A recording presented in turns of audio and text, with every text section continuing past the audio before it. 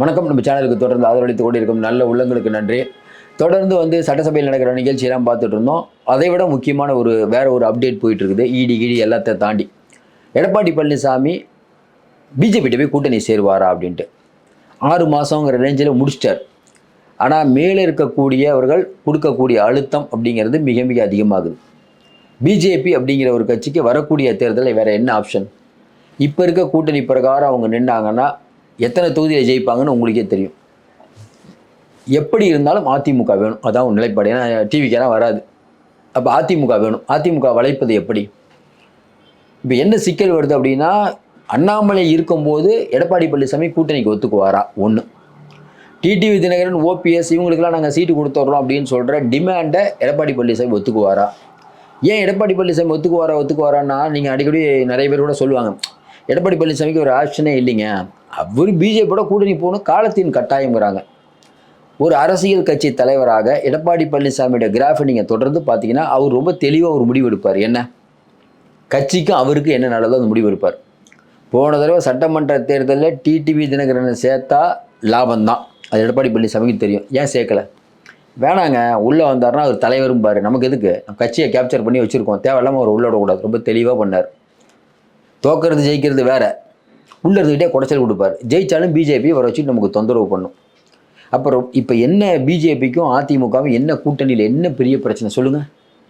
இஸ்லாமிய வாக்குகளை மட்டுமா நினச்சிருக்காரு எடப்பாடி பழனிசாமி? அதையும் தாண்டி இன்னொன்று இருக்குது. அது இவங்களெல்லாம் உள்ளே சேர்த்துருவாங்க, கட்சியை நம்மகிட்ட கேப்சர் பண்ணிடுவாங்க. இது ரொம்ப தெரியும். எடப்பாடி பழனிசாமி ரொம்ப லாபகமாக பண்ணிகிட்டு இருக்கார். இப்போ லேட்டஸ்ட்டாக வரக்கூடிய செய்தி என்ன? இல்லை அண்ணாமலையை மட்டும் நாங்கள் மாற்றிடுறோம் அப்படின்னு டெல்லி தலைமை சொல்லுதுட்டு. நம்ம மறுபடியும் சொல்கிறோம், அண்ணாமலையெல்லாம் டெல்லி தலைமை மாற்றுறதுக்கான வாய்ப்பே இல்லை. இன்னும் குறிப்பாக சொல்லணும்னா, இன்றைக்கி அண்ணாமலை அப்படிங்கிறவரை தாண்டி எடப்பாடிக்கு இருக்கக்கூடிய விஷயங்கிறது இவங்கெல்லாம் தான். சரி, அடுத்து எப்படி போயிட்டுருக்குன்னு நினைக்கிறீங்க? எடப்பாடி பழனிசாமி அவர்கள் உங்களுக்கு தெரியும், கழுவுற மீனில் நழுவுற மீனாக தான் இருப்பார். எடப்பாடி பழனிசாமிக்கு ஆப்ஷன் இருக்குது சார். இன்றைக்கி நிறைய பேர் சொல்கிறாங்களே சீமானோட சேருவார். நமக்கு அந்த நம்பிக்கை இல்லை. சீமானோட சேர்ந்தார். அப்படியே சீமான் எடப்பாடி சேர்ந்தாலும் அது பெரிய வலுவான கூட்டணியாக இருக்கும் நம்ம நினைக்கல. டிவிக்கே நம்ம எடப்பாடி அது வலுவான கூட்டணியாக இருக்கும். ஏன் நீங்கள் கேட்கலாம், என்னங்க அது சீமானுக்கு தான் 8% வாக்கு 10% வாக்கு இருக்குது, இவர் செல்வாக்கை நிரூபிக்கலையான்ட்டு. விஜய்க்கு இருக்கக்கூடிய செல்வாக்கு அப்படிங்கிறது என்னென்னாங்க, விஜய் தனியாக நின்னா அது வாக்கு போடுறதை தாண்டி அவர் கூட்டணியிலன்னா இன்னும் அதிகமாக வரும்.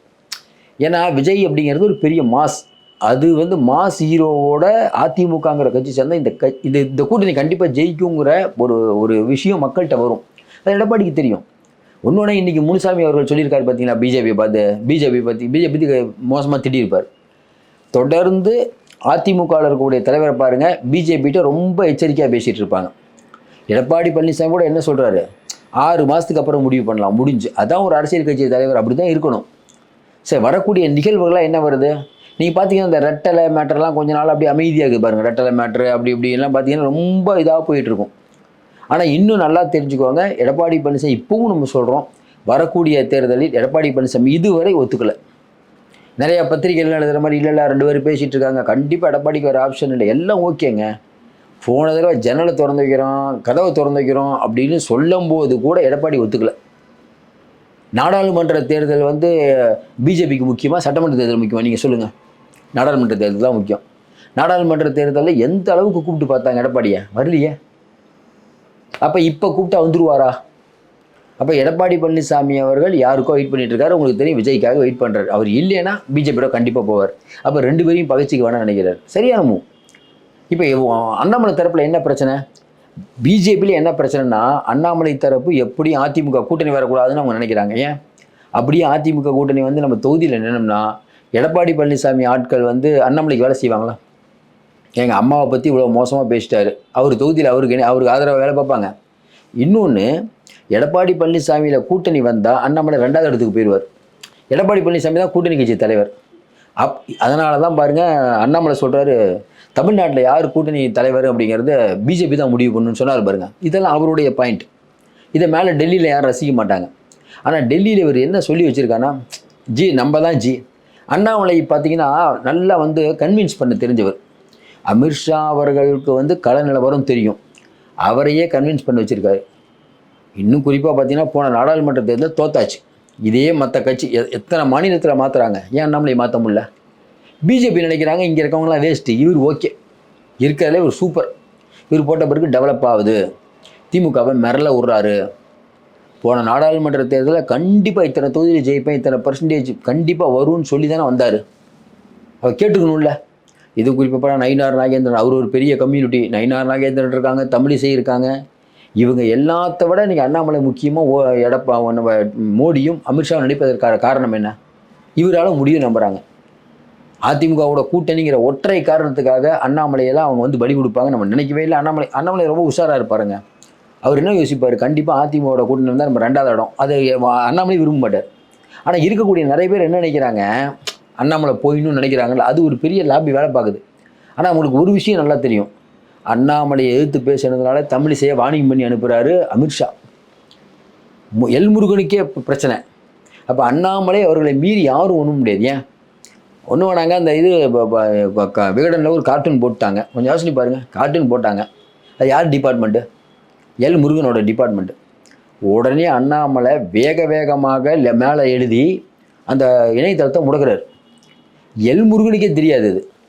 அப்போ என்னென்னா மேலே மோடி என்னென்னப்பார் பார்த்தீங்களா, நம்ம ஒரு மினிஸ்டரை போட்டிருக்கோம், அவர் கூட இந்த வேலை பார்க்கலப்பா, யார் பெற்ற பையனோ தெரிலப்பா, தலைவராக தான் போட்டோம், நமக்காக எவ்வளோ பண்ணுறாரு பாருங்க, கொடுக்குற காசுக்கு மேலே பாங்களா, அந்த மாதிரி உடனே நடவடிக்கை எடுக்கிறார். இப்படிப்பட்டவங்க தான் நம்ம பிஜேபிக்கு தேவை. மோடியை அவர்களை பற்றி ஏதாவது என் தலைவனை திட்டினால், அவர் பேசுகிறத பார்த்தீங்களா, மோடியை மட்டும் யாராவது பேசுனீங்கன்னு வச்சுக்கோங்க, அதாவது காலங்காலமாக கட்சிக்காரன் இருப்பாங்க பிஜேபியில், ஜனசங்கத்திலேருந்து, அவங்க கூட இந்த மாதிரி பேச மாட்டாங்க. இப்போ தான் வந்தார். என் தலைவன் மோடி அவர்களை ஏதாவது சொன்னீங்கன்னா, கெட் அவுட் மோடின்னு சொன்னீங்கன்னா, கெட் அவுட் ஸ்டாலின் மாதிரி சொல்லி தைரியம், இந்த மாதிரிலாம் பேசி பேசி பேசி பேசி இந்த வீடியோலாம் மேலே அனுப்புறது. பரவாயில்லப்பா, நமக்காக ஒரு உயிர் தொண்டன் இருக்கார், இவர் தான், இந்த மாதிரி ஆள் தான் நமக்கு தேவை. பிஜேபி அப்படி தானே கணக்கு போடும். இப்போ அதிமுக வட்டாரத்தில் பேசக்கூடியதுனால இன்னும் எடப்பாடி முடிவு பண்ணல. எடப்பாடி கழுவுற மீன் இன்னும் ஒத்துக்கலப்பா. அவர் நிறைய ஆனால் வரக்கூடிய தகவல்னா பிஜேபியும் அதிமுக ஒன்று சேர்ந்துடும். ஏன்னா இதை வந்து டிவிகே கூட்டணி வரக்கூடாதுங்கிறதுக்காக பிஜேபியும் திமுகவும் பண்ணுற வேலை. அதுவும் திமுகவுடைய ஊடகங்கள் 2 பேரும் சேர்ந்துக்கிட்டு இதை பெருசாகிறாங்க. எப்படி கூட்டணி வர வாய்ப்பே இல்லைங்க. ஏன்னா வந்து எடப்பாடி பழனிசாமிகிட்ட அவர் துணை முதல்வர் கேட்குறாரு, அப்படி கேட்குறாரு, ஏதோ ஒன்று பேச வேண்டியது. அதற்கேற்றார் போல் நடக்கக்கூடிய சம்பவங்கள் பார்த்தீங்கன்னா, இன்றைக்கி இருக்கக்கூடிய சில பேர் விஜய் வந்து எம்ஜிஆர் ஆக முடியாதுன்னு கொஞ்சம் காலத்துக்கு முன்னாடி ஜெயக்குமார் ஒன்று சொன்னார், அதை பிடிச்சிட்டாங்க. பார்த்தீங்களா, சண்டை ஆரம்பிச்சிச்சு பார்த்தீங்களா அப்படின்ட்டு. ஒரே விஷயம் தான் நம்ம சொல்லுவோம், இன்றைக்கி ஒரு மோசமான ஆட்சி நடந்து கொண்டு இருக்கிறது. ஆசிரியர்கள்லேருந்து எந்த துறையில் இருக்கவங்க கூட நிம்மதியாக இல்லை. சட்டம் ஒழுங்கு முக்கியமாக என்னங்க, ஒரு ஆட்சிக்கு என்ன வேணுங்க, சட்டம் ஒழுங்குங்க. சட்டம் ஒழுங்கு சீர்கேடாக இல்லைங்க. எடப்பாடி ஆட்சி காலத்தில் வந்து அவர் டிவி பார்த்து தான் தெரிஞ்சுக்கிட்டேன்னு சொன்னாருன்னு முதலமைச்சர் சொல்கிறாரு. சரிங்க, அவர் டிவி பார்த்து தான் தெரிஞ்சுக்கிட்டு தானே உங்கள்கிட்ட ஆட்சியை கொடுத்தோம். நீங்கள் என்ன பண்ணீங்க ஆட்சியை? நீங்கள் டிவி பார்த்து தெரிஞ்சுக்கல, நேரடியாக தெரிஞ்சுக்கிட்டீங்க. ஆனால் அதோட பாதிப்பு அதிகமாகுது. இத்தனை கொலைகளாக நடக்கும், கேட்டால் அந்த கொலைகள் நடந்துட்டோம், கண்டுபிடிச்சிட்டோம், இதையே ஒரு காரணமாக சொல்லிட்டு இருக்கீங்க. அப்போ இது எப்படி வந்து அடுத்து எடப்பாடி பழனிசாமி ஆட்சி வரக்கூடாதுன்னு வரணும்னு மக்கள் நினைக்கிறதுல என்ன தப்பு? என்ன ஒன்று, நீங்கள் கூட்டணி பலமாக இருக்கீங்க, அந்த கூட்டணி எவ்வளோ நாளும் உங்களை காப்பாற்றும்? இந்த பக்கம் ஒரு கூட்டணி அமையாதுன்னு என்ன நிச்சயம்? 1.5 வருஷம் இருக்குது. மறுபடியும் சொல்கிறோம், இன்றைக்கி வரக்கூடிய செய்திகள்லாம் பார்த்தீங்கன்னா எடப்பாடி பிஜேபின்னு சொல்லுவாங்க. இப்போது வரை அதுக்கான வாய்ப்பு இல்லை. மறுபடியும் சொல்கிறோம், எடப்பாடி பழனிசாமி பிஜேபியோட கூட்டணி போட்டால் அவர் என்ன யோசிப்பார்? பிஜேபியோட கூட்டணி போட்டு நம்ம ஜெயிச்சிட்டோம் அப்படின்னு வச்சுக்கோங்களேன், கூட்டணி போட்டு ஓபிஎஸ் டிடிலாம் வந்து ஜெயிச்சிட்டோம்னு வச்சுக்கோங்களேன், நான் எம்எல்ஏக்களை விலைக்கு வாங்கி நம்மளை தூக்கி போடுறதுக்கு எவ்வளோ நேரம் ஆயிரும்? அதுக்கு பதிலாக டிவிக்கே கூட சேர்ந்தோம்னா டிவிக்கே நம்மளும் சேர்ந்து மோடி வந்து எங்கள் 2 பேரையும் நசுக்க பார்க்குறாருன்னு நம்ம சொல்லலாம்ல, அது நிற்கும் மக்கள்கிட்ட. நம்ம தனியாக போய் பிஜேபிகிட்ட மாட்டிட்டா இவங்க எல்லாம் இருக்காங்க, ஓபிஎஸ், இந்த பக்கம் பார்த்தீங்கன்னா டிடிவி எல்லாம் இருக்காங்க, நம்ம ஆளுங்களை ஈஸியாக விலைக்கு வாங்கிடுவாங்க. பவர் வந்துட்டு பவர் என்றைக்கு வர வரைக்கும் உங்கள் கூட பவர் வந்துருச்சுன்னா ஒவ்வொருத்தருக்கும் அந்த பவர் அனுபவிக்க தான் பார்ப்பாங்க. போன தடவை சசிகலாமாவுக்கு என்ன நடந்தது? சசிகலாமா தான் ஆட்சி அமைச்சு கொடுத்துட்டு போனாங்க. எடப்பாடி கூட தானே இருந்தாங்க எம்எல்ஏக்கள். மனசாட்சி பிரகாரம் சசிகலா கூட போயிருக்கணும். என்ன இருந்தாலும் ஜெயிலுக்கு போகிற நேரத்தில் நமக்காக இருந்தாங்கப்பா அந்த அம்மா. நினச்சாங்களா? அரசியல் அப்படிங்கிறது துரோகம் துரோகம் துரோகம் துரோகம் இதெல்லாம் பார்க்கணும். துரோகம் பண்ணிட்டாங்கன்னா அரசியலை சொல்லவே முடியாது சார். எது நல்லது சொல்லுவாங்கள்ல, நிரந்தர பகைவர்களும் இல்லை, நிரந்தர நண்பர்களும் இல்லை, இப்படி ஒரு டைலாக் சொல்லிக்க வேண்டியதான். அதனால் வெளியில் நிறைய யூகங்கள் வந்தால் நம்ம உறுதியாக நம்புகிறோம். எடப்பாடி பழனிசாமி அவர்கள் இப்போது வரை அவர் மேலே அங்கே ஒரு விஜய் புத்திசாலியாக இருந்தால் ஏதோ ஒரு விஷயம் உருவாகும். ஏன்னா எடப்பாடி பழனிசாமி பிஜேபியோட கூட்டணி போட்டால் ஜெயிச்சிருவாங்கிறான்னா அது சிக்கல் தான். கூட்டணி வலுவு தான், டஃப் கொடுப்பாங்க. பட் திமுகவை ஜெயிக்க முடியுமாங்கிறது சந்தேகம். ஏன்னா விஜய் வந்து தனிச்சிருந்து யாரை திமுக எதிர்ப்போட்டு தான் பிரிப்பார். அப்போ அது வந்து கண்டிப்பாக எடப்பாடிக்கும் பிஜேபிக்கும் சாதகமாக இருக்கான்னு தான் நினைக்கிறோம். மறுபடியும் திராவிட மாடல் தான். அப்போ பிஜேபி அதிமுக கூட்டணி உருவாகணும் அப்படின்னு திமுக ரொம்ப விரும்புகிறாங்க. அவங்க என்ன நினைக்கிறாங்க? அதிமுக தனியாக நிற்கணும், டிவிக்கு தனியாக நிற்கணும், பிஜேபி கூட்டணி நிற்கணும் அவங்க நினைப்போம். சரி அப்படியே இல்லாட்டினா கூட அதிமுக பிஜேபி ஒன்றா நிற்கிட்டுப்பா, விஜய் சேர்ந்துடக்கூடாதுன்னு நினைக்கிறாங்க. அதனால தான் இவ்வளோ விஜய் பற்றி பர்சனல் தாக்குதல். எடப்பாடி பழனிசாமி அவர்களை நீங்கள் அண்டர் எஸ்டிமேட் பண்ண முடியாது, நம்ம தொடர்ந்து சொல்லிட்டு இருக்கோம். அவருடைய கேரியரை பார்த்தீங்கன்னா கரெக்டாக சசிகலா அவர்களை வந்து ஒன்று அவங்கள அனுப்புனதாகட்டும், ஓபிஎஸ் அனுப்புனதாகட்டும், டிடிவியை கரெக்டாக வச்சதாகட்டும், தலவாய் சுந்தரத்தை அந்த ஆர்எஸ்எஸ் பேரணிக்கு வந்து சஸ்பெண்ட் பண்ணதாகட்டும், இப்போ அந்த கையெழுத்து போடுறதுக்காக ஒருத்தர் கட்சி விட்டு சஸ்பெண்ட் பண்ணது, இதெல்லாம் பார்க்கும்போது லைட்டாக கொஞ்சம் அப்பர் ஹேண்ட் எடுத்துகிட்டு இருக்காரு அப்படின்னு தான் தோணுது. எடப்பாடி பழனிசாமி விட்டு வேலுமணி தங்கமணிலாம் வந்து போயிடுவாங்க, ஸோ அவர் வந்து கோவத்தில் இருக்காங்கன்னா தொடர்ந்து நம்ம சொன்னோம் நம்ம நடக்காதுன்னு. செங்கோட்டையன் மட்டும் என்னங்க சொன்னோம்? செங்கோட்டையன்லாம் எடப்பாடி பழனிசாமிக்கு த்ரெட்டனிங் வராது முதல்ல நம்ம தான் சொன்னோம். செங்கோட்டையன் ஒரு ஒர்த்தான ஆள் இல்லைங்க. சட்ட இதில் வந்து கூவத்தூரில் வந்து எனக்கு தனக்கு மினிஸ்டர் பதவி தரணும் அழுதுகிட்டே போகிறாரு.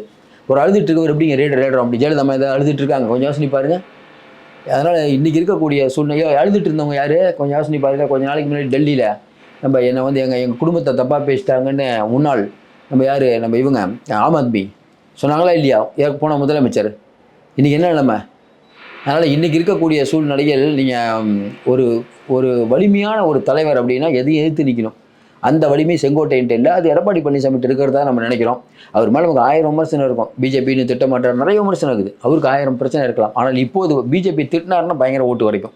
அவர் என்ன யோசிக்கிறாரு? தேவையில்லாமல் வந்து யார் வராமல் விட்டுட்டா, அதனால் ஒரு அமைதியாக இருப்போம். இன்றைக்கி அரசியலை பொறுத்த வரைக்கும் கழுவுற மீனில் நழுவுற மீனாக இருக்கணும். அந்த வேலையை கரெக்டாக எடப்பாடி பண்ணுறாரு நினைக்கிறோம். பொறுத்திருந்து பார்ப்போம். மீண்டும் சந்திப்போம். நன்றி, வணக்கம்.